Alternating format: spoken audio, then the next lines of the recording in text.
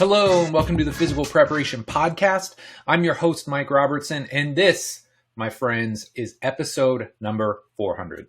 Hard to imagine we made it this far. I think originally when I started recording these shows, I thought, I'll do 50, maybe 100 episodes, but I was definitely going to be done at that point, right? I thought 100 shows for sure. I've said everything I need to say, interviewed all the cool people that I want to talk to, and man, here we are 350 shows later. We're still cranking out content. We are still creating amazing work and hopefully making people like you better trainers, coaches, and rehab professionals. So before I go any further, I just want to say thank you so much for your support. Thank you so much. I love and appreciate you. Whether you've listened to one episode or all 400, it doesn't matter. If you are here right now and you're sharing this experience with me, I thank you so much because this show wouldn't be where it is today without people like you. So I've kind of got the show broken up into two sections. I had like 4 or 5, and then I was like, nobody wants to hear me ramble for like 2 hours straight. I'm not Joe Rogan. I'm not Tim Ferriss. And it's just going to be me talking and kind of brain dumping a little bit and just giving you some insights as to what got us to where we're at today and how things are going to change and evolve both within the podcast and my business as a whole going forward. So this is your first show, maybe a little bit different. It's not normally like this. But if you've been around for a while, if you're a less casual listener and somebody that's listened to a lot of shows, I hope you'll appreciate the candor and just the insight as to kind of my vision for this going forward. So let's dive in. I kind of think of this as what I would describe as the State of the Union. So in the early 2010s when IFAST was really humming, Bill and I are out there speaking, presenting all the time. We've got this amazing crop of coaches, interns every semester in our gym. I used to do what was called the State of the Union or the State of the IFAST Union. It was like a 3 to 5 page letter that I would type up and then give to all of our clients. And it basically gave them some insights as to where I thought we were at as a gym, what I liked, what I wanted to improve upon, and it just gave them this feeling of ownership and that they really knew what was going on. So that's kind of what I'm going to do with this episode, and I hope you enjoy it. I mean, man, I was just in all my feelings today. If you saw my Instagram when I was posting this, I had like the R&B going, Tony Braxton, Janet Jackson, Whitney Houston, and just this overwhelming sense of gratitude. Because if I could write a memoir of my career, and especially the last 4 years of running a fitness business, it would blow your mind. I guarantee it. Like, I can't talk about everything on here, and you probably don't want to hear me just rant and rave, but just thinking about the last 4 years, we have COVID, right? If you run a fitness business and you're still in business after COVID, kudos to you. And if you left, I get it. I get it. It took a lot of our souls away. So getting through COVID, leaving our space that we had been in 10 years to move into what I consider to be a better space with a group that I thought was really going to synergize well with us. Well, we get in there, all sorts of construction issues. The owner of the business dies, so now we're kind of on our own. They never really get off the ground. So we're trying to get into a new space in the old space. It's just been a disaster. The online client from hell I've been dealing with for a while now. It's mind-blowing to think about the stuff that I've had to deal with. But here's the thing for me. As frustrated as I've been, as down as I've been in certain moments, it's amazing. I just had this overwhelming sense of gratitude the last couple of days thinking about, man, you have listened to me rant and rave and interview people and talk about fitness for 399 shows before this. That's awesome. I think about, all the amazing people that I have in my life, from my friends, my family, the athletes that I get to coach. It's been pretty awesome. And this really all kind of came to a head a couple weekends ago.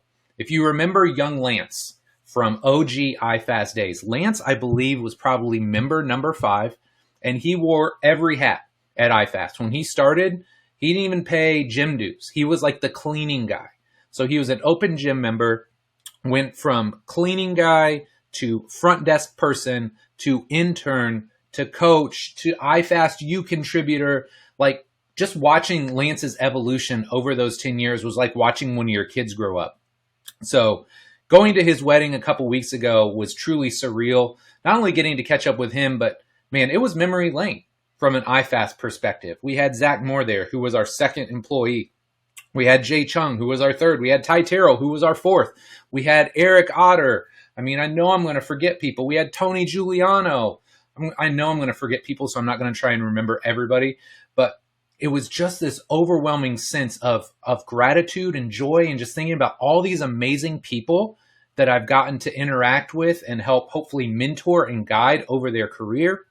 But also this sense of emptiness and loss, thinking like, I don't think I can recreate that, at least not the way that it was.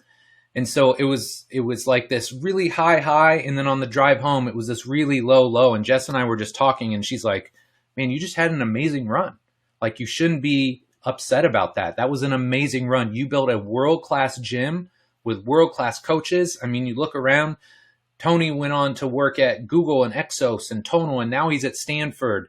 Ty went on, he worked for the Hawks. Now I believe he's like the performance director for the Washington Wizards.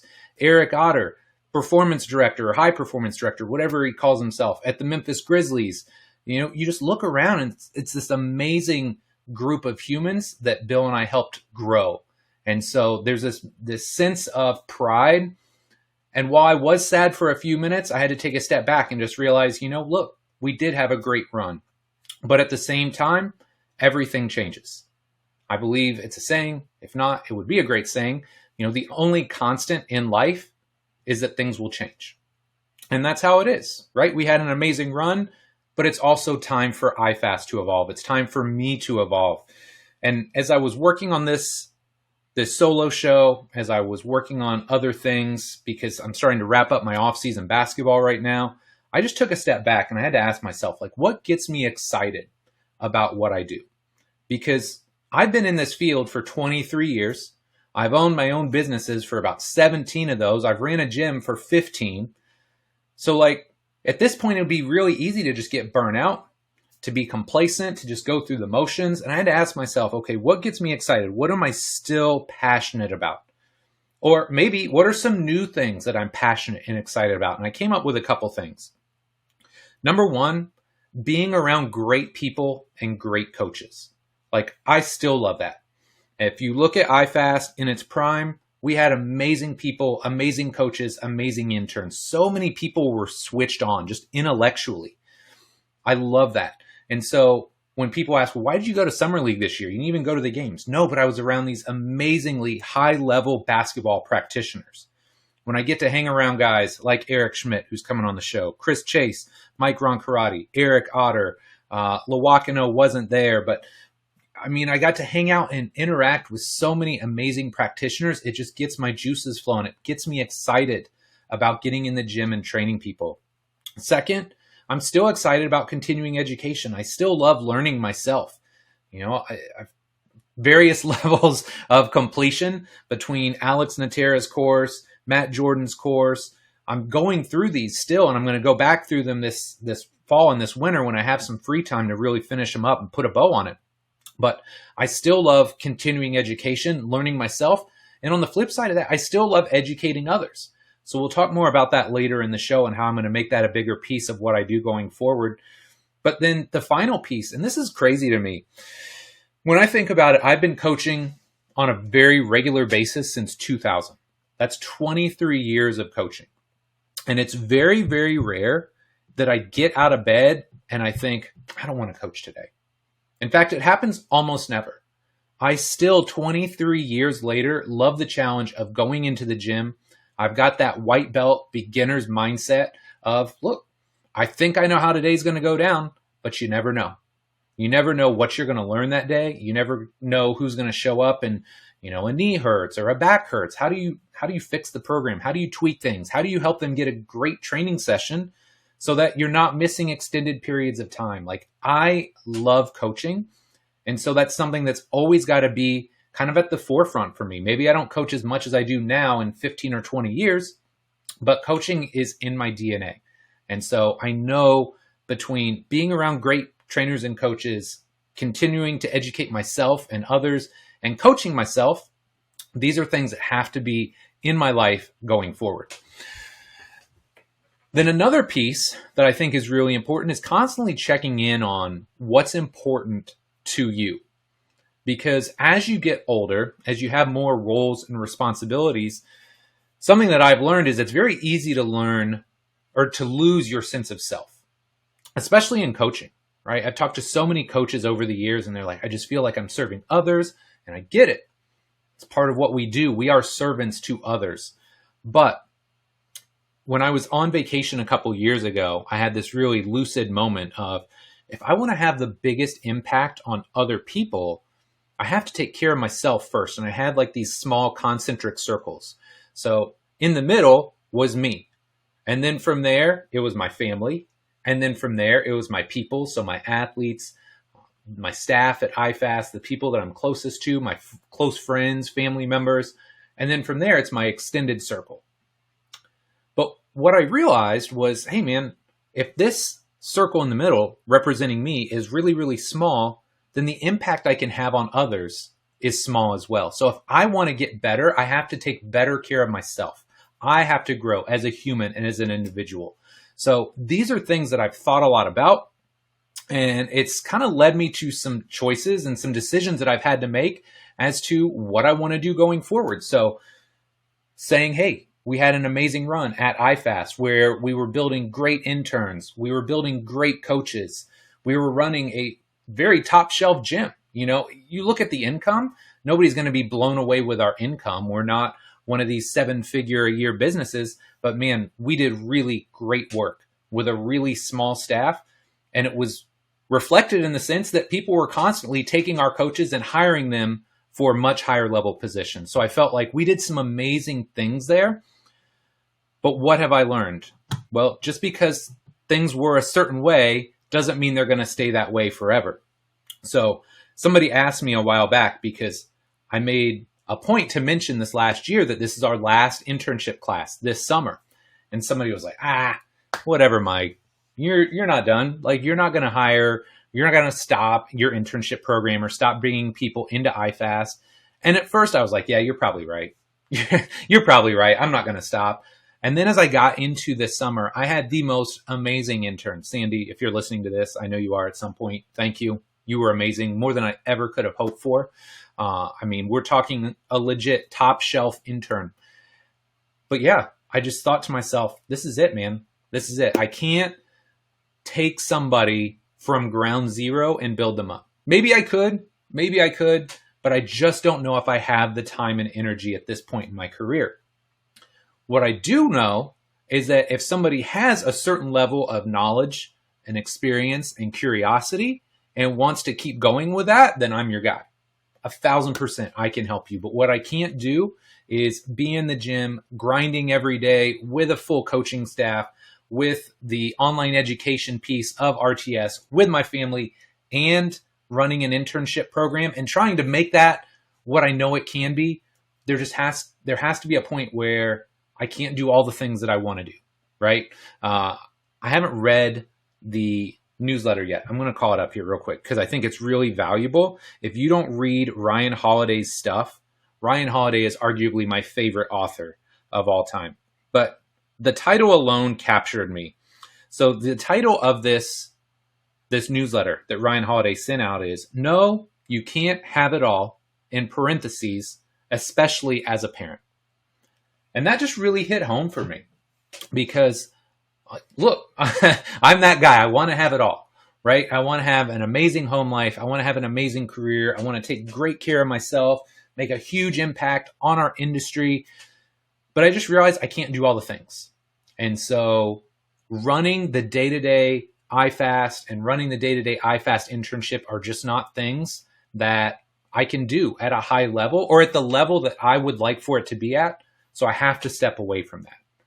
So, as I'm kind of letting all this go, there are some thank yous I want to say to people around the IFAST community. The staff, we have had just a world-class staff. I mean, from our front desk people to our interns to our coaches, the staff is really what made IFAST what it was. Bill and I were figureheads, yes, and we got a lot of credit. But I had so many times where people over the years would say, "Oh, well, I only want to work with you," or "I only want to work with Bill." And I had to just, pump the brakes. Like, no. Why would you just want to work with me? If I'm putting a Zach Moore, or if I'm putting Ty Terrell, or Jay Chung, or Dave Schock, if I'm putting any of these guys on the floor, that means Eric Huddleston. If I'm putting these guys on the floor, they are world class. They need to be out here. They should command your respect, and they're going to take great care of you. And to see what those guys have become, man, it's amazing to see. So to all the staff, thank you. To all the interns, I have a list somewhere of every intern that's ever been at IFAST. And man, it is so fun to go back and look at that and see just the amazing people that we've touched over the years. And I mean, look, starting with the OG, Nick Rosencutter, the original Nick the intern in 2009, all the way up to Sandy San Miguel, who was our last intern in the summer of 2023. It's been amazing to see all these amazing people that have been through our doors, that have committed huge chunks of their life. It's not easy. This is not an easy internship, my friends.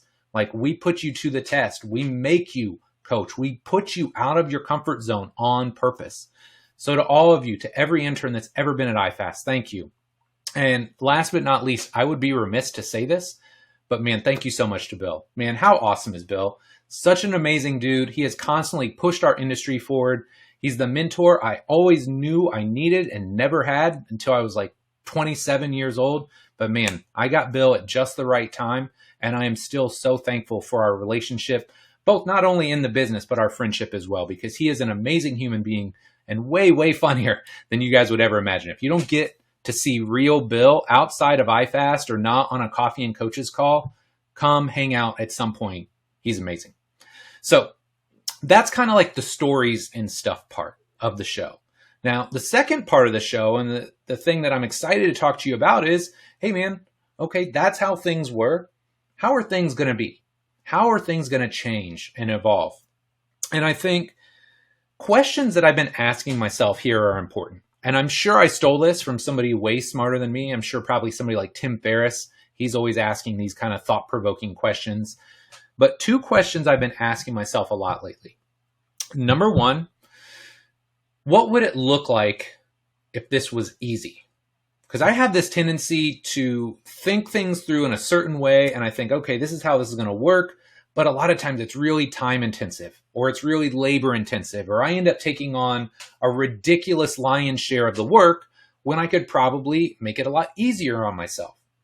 So this is something I've been trying to do a lot more of here lately, is finding the right people to surround myself with, to delegate more, and to just allow me to do what I do best, right? Like, I love creating shows like this, but that doesn't mean I should edit the show and create the social media content for the show and do the transcripts or any of that stuff. Luckily, I've got the amazing Paul Rutan to do that stuff. So instead of doing all the things myself, what would it look like if this were easy? And then here's the second question. I think this is even more important as I get older. Number two, how can I make this more fun?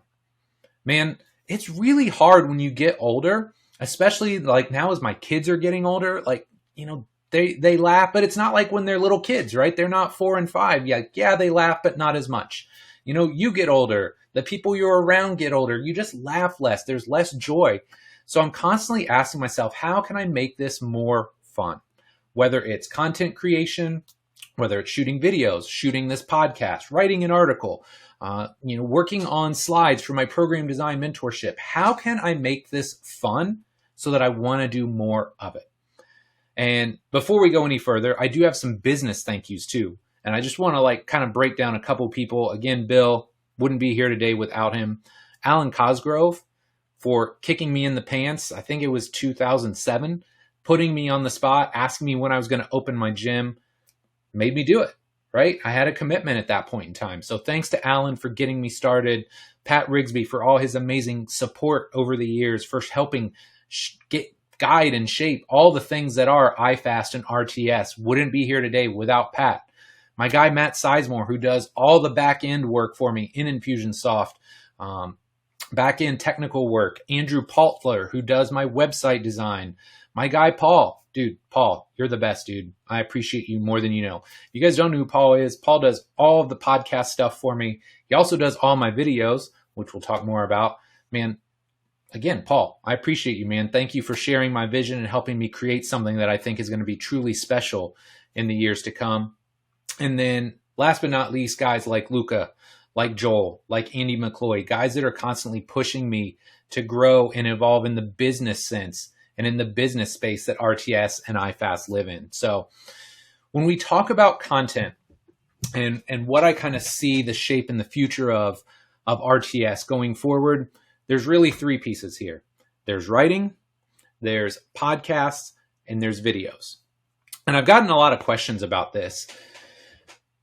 Just why I have all these different streams of content now. Because if you follow RTS up until, really about 6-7 years ago, it was almost exclusively written content. There were blogs, there were articles, but if there were videos, it was very few and far between. I had a podcast, In the Trenches Fitness. If you can find those, good luck. I have them stored away. At some point, maybe I will release those back out into the internets. I can't imagine how bad those are on every level because I shot, recorded those, edited them myself. I'm sure it was a train wreck. But, there was a reason I started to diversify my content because I saw the writing on the wall. I was tracking all of my numbers meticulously. I was looking at Google Analytics and I'm writing longer articles, yet time on site is going down, down, down, down, down. Visits are going down, down, down. And I'm like, why is that? It's because, there is a certain demographic that loves a written article. I love a well-written article. I love writing articles, and there's a certain demographic on my site that loves reading articles. But as social media has evolved, as our ability to focus has gone down, people want podcasts that they can listen to in the car, on a walk. They want video content. So that's why I've started to diversify all this, because I just want to meet you wherever you're at. If it's listening to a podcast on your way to work or on a walk with your dog, amazing. If it's sitting down with you on a Sunday morning and reading an article, that's fantastic. If it's watching a 4 or 5 minute YouTube clip on how to coach a split squat or how to warm up for your squat or loosen up your shoulders, that's great too. All I want to do is create different types of content that will best connect with different types of people. So that's why I've started to do that. And it's been really cool because when I think about the podcast and the evolution there, legitimately 50 to 100 episodes, that was my goal. And so I went in today because I was like, I haven't looked at my stats in a while. How are those going? Because I'm not focused so much on the outcome. I'm definitely focused on the process of this and just, hey, I'm going to create a show every week. I'm not going to miss a week. So this was pretty cool. Going back in, as of today, we have 2,374,247 total listens. So across 400 episodes, you're looking at about 6,000 downloads per show. That's pretty freaking cool, right? For just like a niche down fitness podcast. I'm not Rogan. I'm not one of these like infomercial level fitness entertainer type people. I'm a coach who runs a gym and tries to make other coaches better. So the fact that 6,000 people are downloading each episode, that's pretty cool.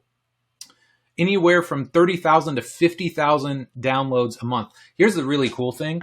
And again, why you can't just tether yourself to a specific number. I remember for years when I first started, my goal was to get 1,000 downloads a day. So get a 30K month. And it took forever. Man, there were months I was at like 29 and then it'd go back down to like 22 or 21 or 18. I'm like, dude, what is going on?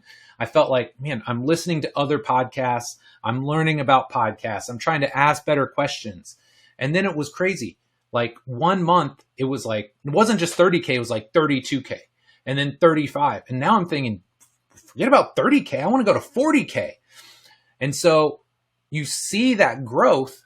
And now if I have a 32K month, 32K download month, I'm like, oh, that's trash. What am I doing wrong? Like, how do I get better? So just your perspective on everything changes. So, just little, feedback from me. Don't get caught up on one number, right? Get caught up in the process. Obviously have some target goals. I'll talk about target goals here in a minute, but think about how can I continue to grow and evolve? How can I make things incrementally better? And then in a lot of cases, the outcome will take care of itself. This is cool. A couple of my highest downloaded shows. I'll make sure I link these in the show notes. Keith Barr on Bulletproof Tendons is the highest downloaded show of all time. Stuart McGill actually cracks the top 5 twice. I'm sure you can imagine that.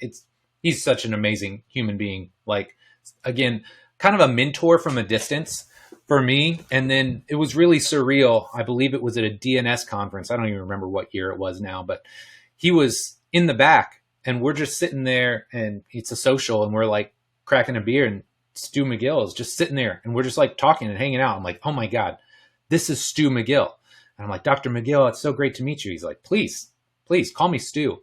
So literally got to sit there and crack beers and drink with Stu McGill, like such a seminal moment for me as a young coach. So to see him in the top 5, not surprising. Eric Cressy, Bulletproof Shoulders. Joel Jameson, I think he's been on the show 7 times now, maybe 8. Joel's kind of got an open invitation. Whenever he wants to come on and talk shop, we're wired so the same. We're always asking questions. I'm probably more on the biomechanics, movement side. He's a little bit more on the physiology side, but man, I just love connecting with him. And then actually a surprise from the top 10, because I don't feel like I got a lot of feedback on this show, but Dr. Amy Bender talking about sleep. I love talking about sleep. I'm fascinated by it.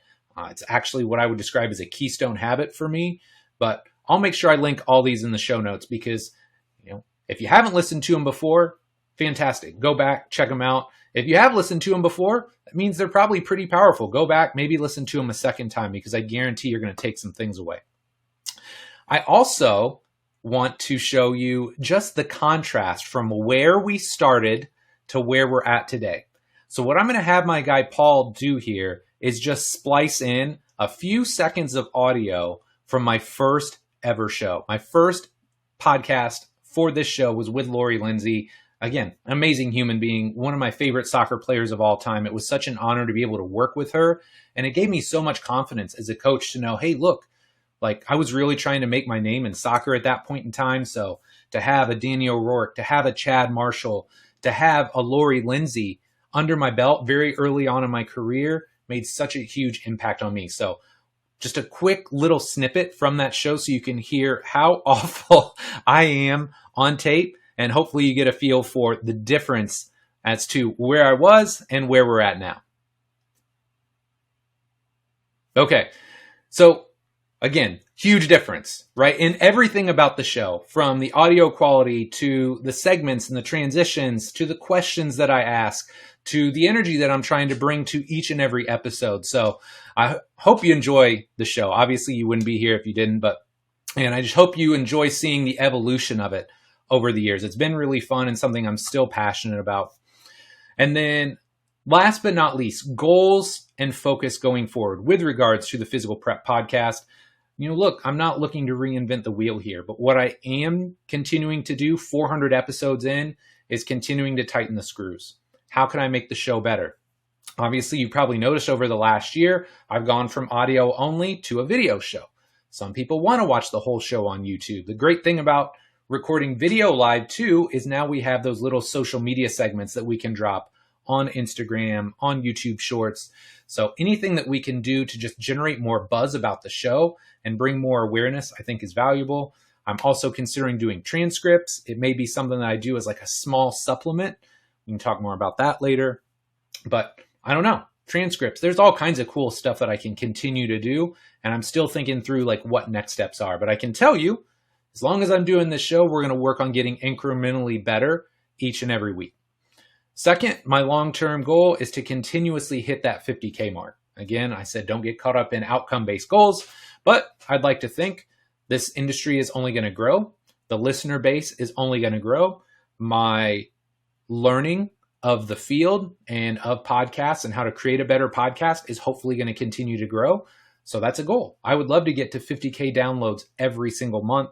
I'm going to continue to find elite practitioners. Just look at the last year of shows. If you haven't been on the website and just gone to the podcast section and just scrolled through, look at the last year of contributors. I mean, it's truly amazing.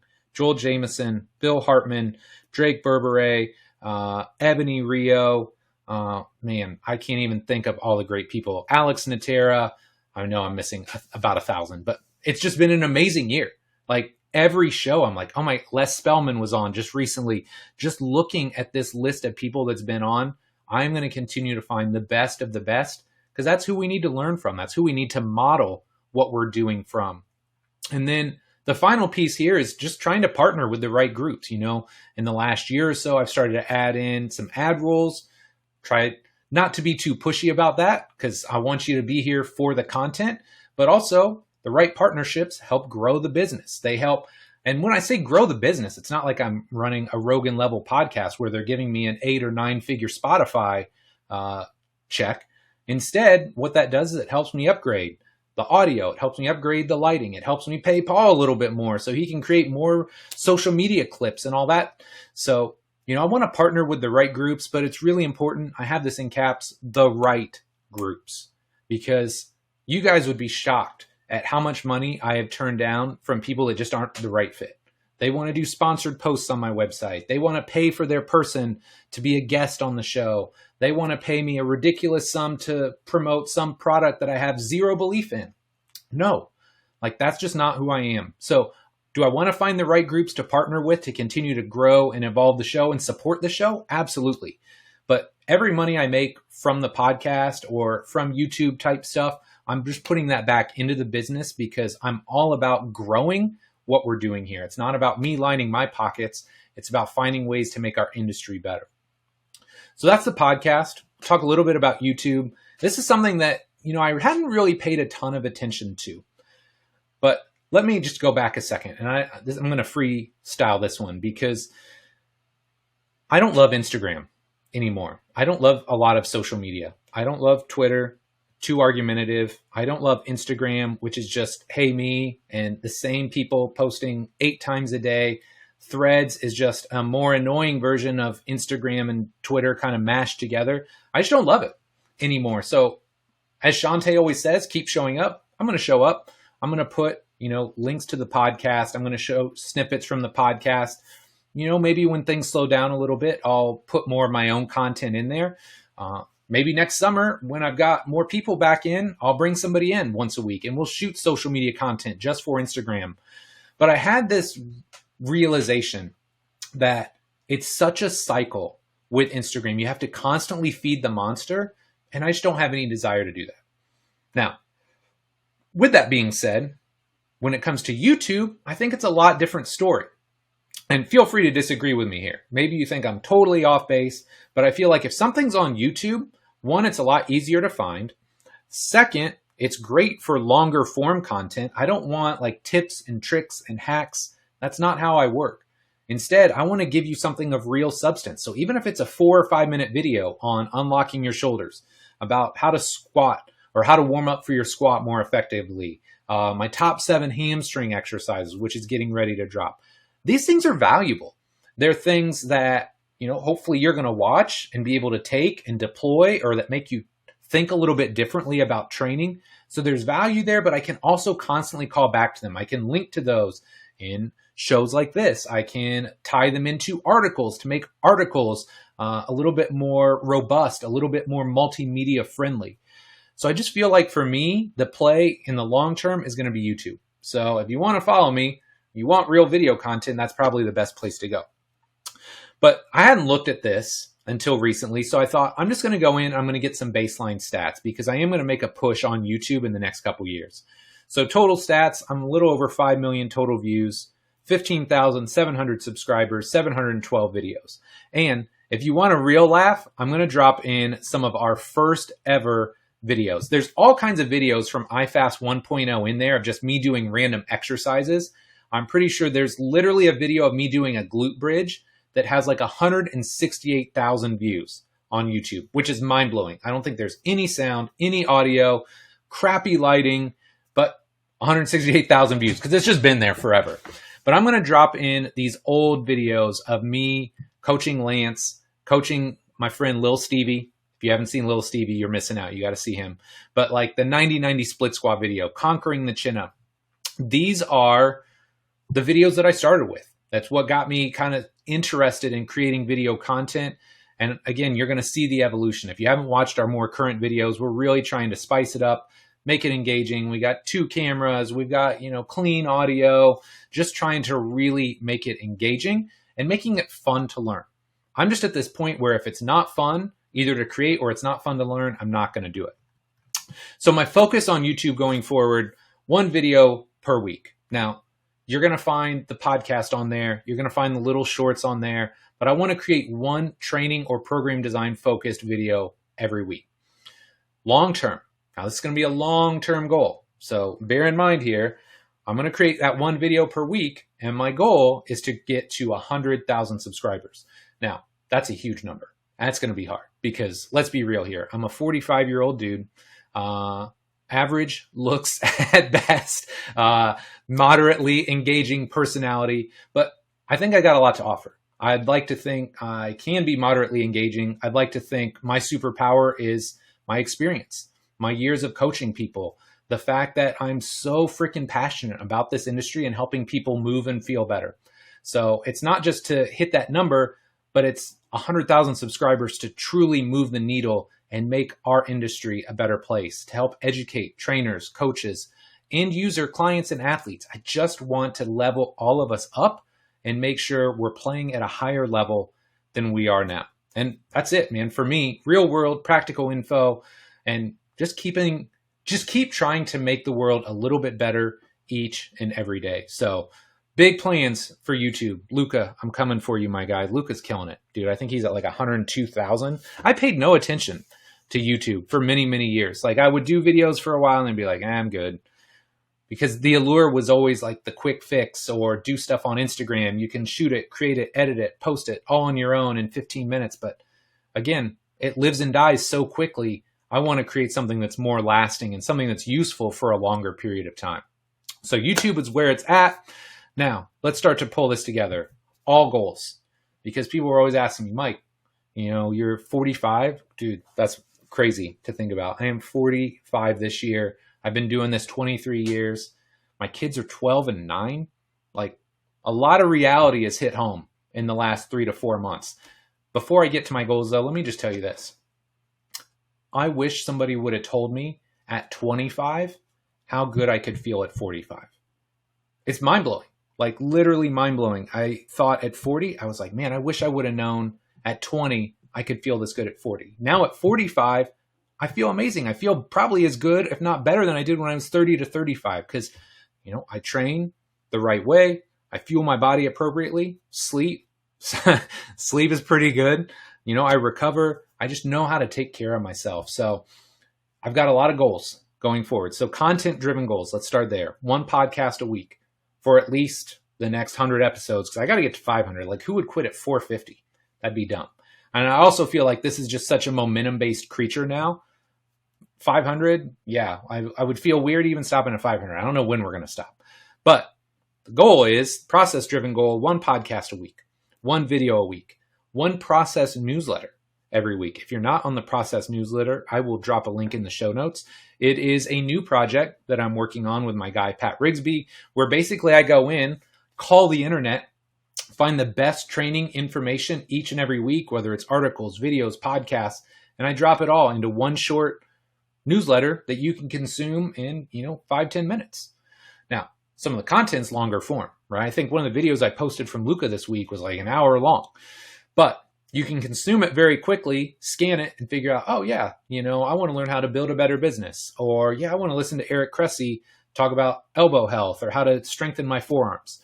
But one process newsletter every week, and then a goal of one article a month. And the only reason I say one article a month is that they're a lot more time consuming. Generally, I have to take multiple stabs at something now between writing it, editing it. I really want it to be a rich user experience. So now when I write an article, it's like not just an article. I'm dropping in a podcast that I think maybe supports certain points or videos that I think are helpful. But one other thing that I may do to speed this up is make things a little bit more synergistic. So for example, I just did that whole video on how to warm up to squat. Well, the video itself is kind of short. It's direct. It's to the point. But what if I gave you a longer form article that fleshes out, well, why do we do that rock and roll exercise? What is that focus there? What does a good dynamic warm up look like? So just diving deeper into the actual video itself and maybe substantiating some of those points that are important, but wouldn't really hit home or be that exciting to watch in a video. So lots of ideas there, but probably one article per month. RTS macro goals. This is hard because I feel like the CERT has done incredibly well. I think we're kind of around 600 some people that have gone through the CERT at this point in time, which is amazing and super, super cool. But now it's like, okay, it's also been out for a while. I feel like it's time for a freshen up. So am I going to just freshen what I have? Or Joel and I have talked about, do I need to create like a level 2 that's more focused on athletes, that's more sports specific in nature? I don't know. Something I need to think about. I'm going to see Joel here in a couple weeks. So I think we're going to sit down and hash that out and try and think, okay, what are next steps there? In the meantime, I'm reopening my program design mentorship, which is really a deep dive into everything programming.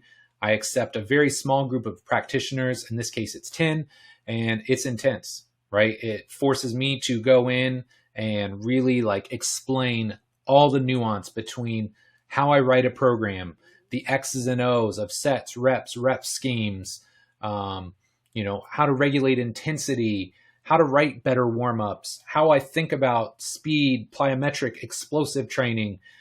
It's intense to say the least. But, getting that going again, it's something I hadn't offered, I think, in like 4 or 5 years now, which is weird. I don't know why I stopped running it, other than the fact that life got in the way. All the changes with the gym, I just didn't have as much time to dedicate to it. And hopefully you're seeing a theme here. If I can't do something 100%, I'm just not going to do it. So getting the mentorship running again, super excited about that. We've already got people signed up, and that's going to start here in a couple weeks. And then this is something I'm very excited about and something I just keep coming back to. In the Matrix, Neo talks about the splinter in the mind, or maybe Morpheus says to Neo, talks about the Matrix being the splinter in the mind. So for me, the splinters in my mind, I just keep coming back to knees and Achilles stuff. Knees and Achilles. And granted, I'm in the basketball space, so these are things I'm constantly working on and addressing with my athletes. But I think I'm going to create some sort of product, course. I don't know if it's an ebook. I don't know what it's going to be. But I think in the next 1 to 2 years, I really want to deep dive on some of those, get into all the relevant research.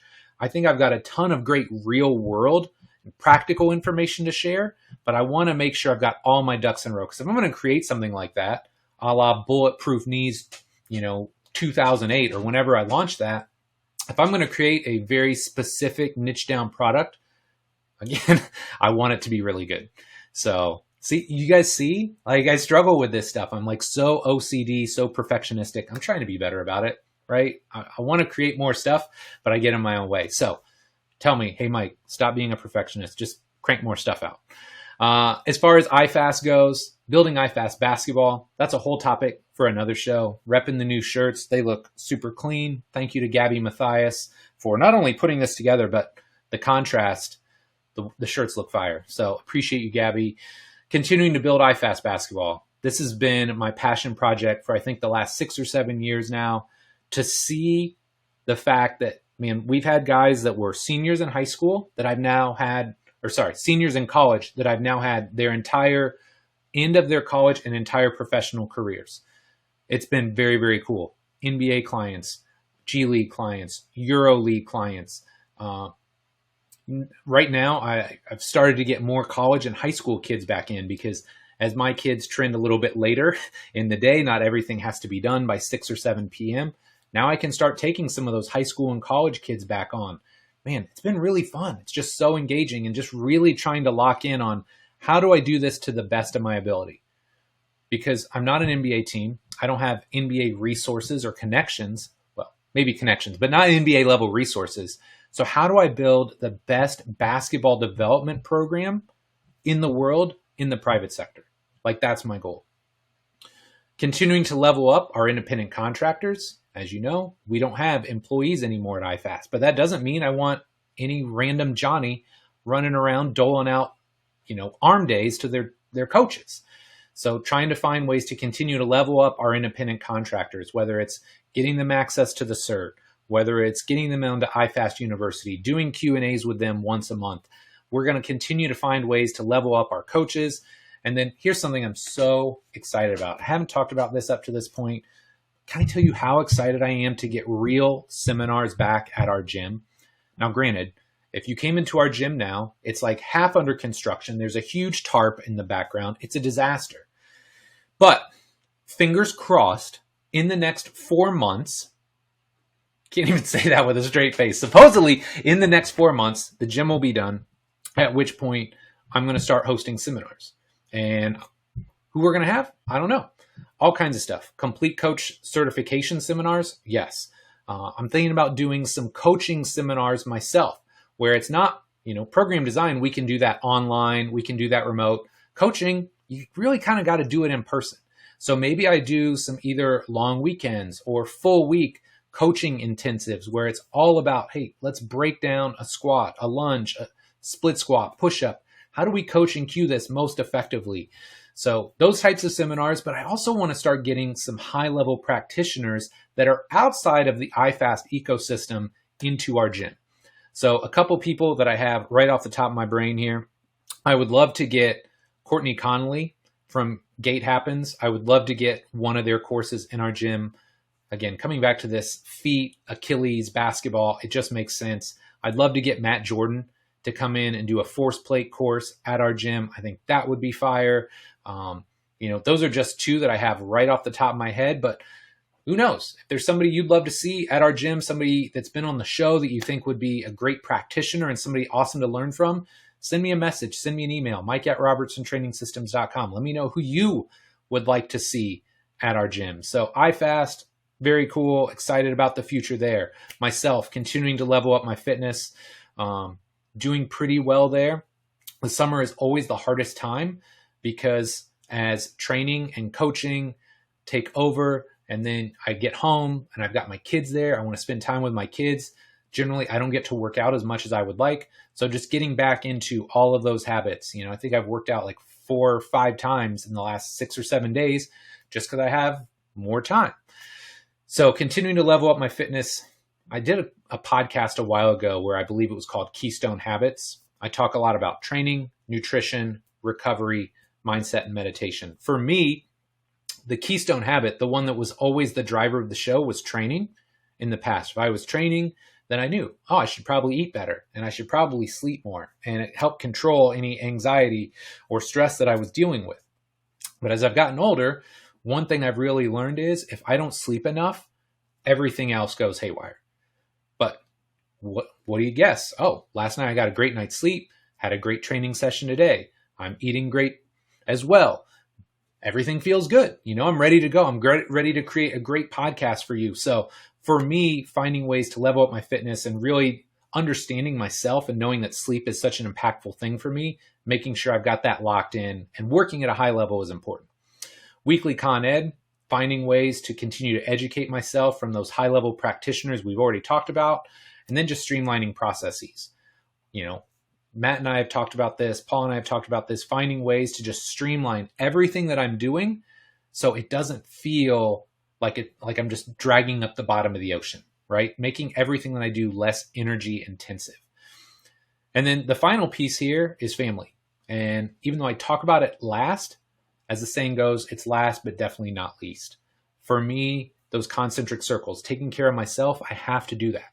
If I don't do that, then I can't be the husband and father that I need to be for my family. So finding, time every day, finding, if possible, times to go on a date every single week with Jess, having dedicated time with my children. The best part about being an entrepreneur, there's all kinds of sideways stuff that happens, and we talked about that earlier in the show. That stuff happens.